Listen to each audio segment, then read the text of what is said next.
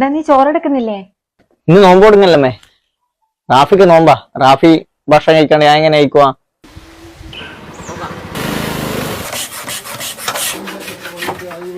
ഞാൻ പള്ളി പോയിട്ട് വരാം.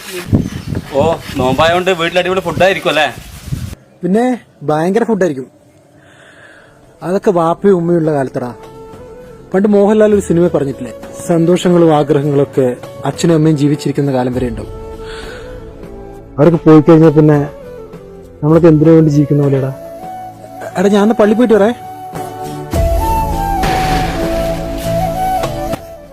വീട്ടിൽ കയറിയിട്ട് വാ. ബാങ്ക് കൊടുക്കുന്ന സമയം ഞാൻ പോക്കാം. നീ ബാ, ബാങ്ക് കൊടുക്കുന്ന എന്റെ വീട്ടിലും കേൾക്കും. ബാ.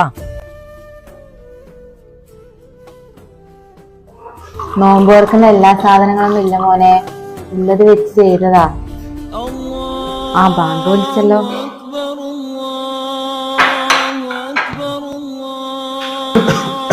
വയറ് കാണുന്നതല്ലേ, വെള്ളം കുടിക്ക്, എന്തൊക്കെ എത്തണ്ട.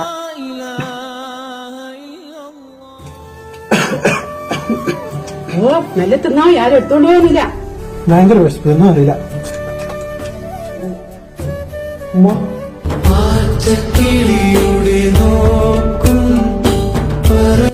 ഞാൻ നിന്റെ ഉമ്മ തന്നെയാടാ.